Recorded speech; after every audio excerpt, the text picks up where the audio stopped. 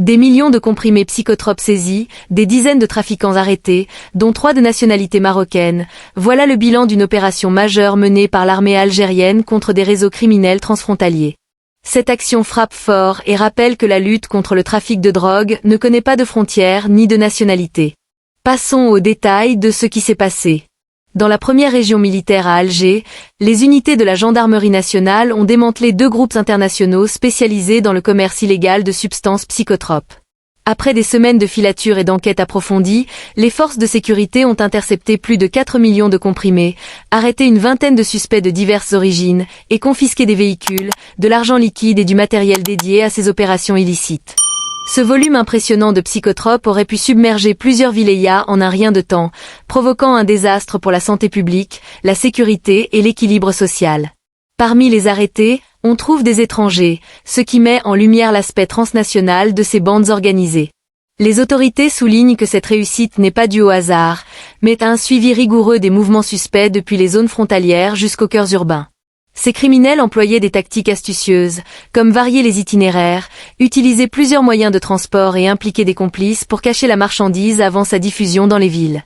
Grâce à la réactivité des équipes sur place et à une étroite collaboration entre services, ces lots n'ont pas atteint leur destination, portant un coup dur au réseau qui comptait sur leur succès. L'opinion publique en Algérie applaudit ces efforts, voyant en eux la preuve du dévouement et de l'expertise des forces armées et de sécurité.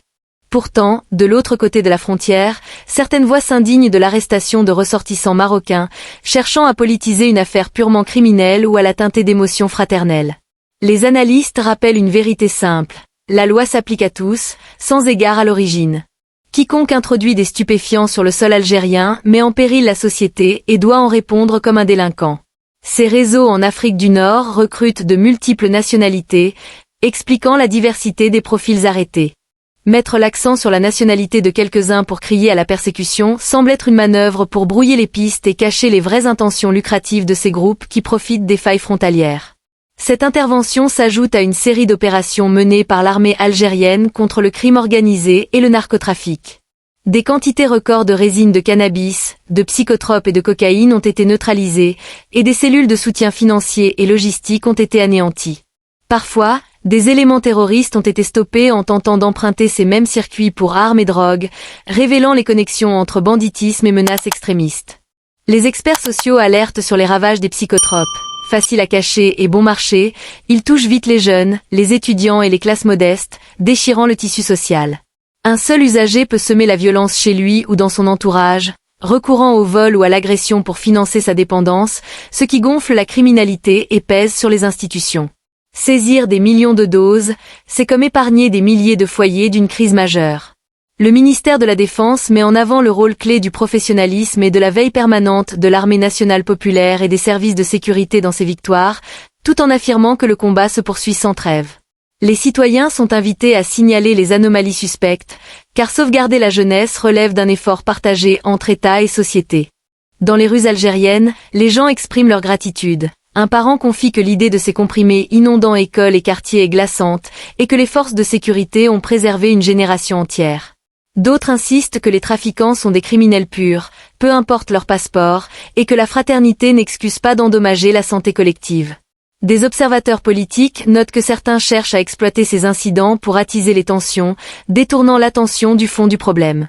Mais les faits parlent d'eux-mêmes. Millions de comprimés, dizaines de véhicules et sommes importantes saisies prouvent qu'il s'agit de pros du crime en quête de profit, pas de simples malentendus.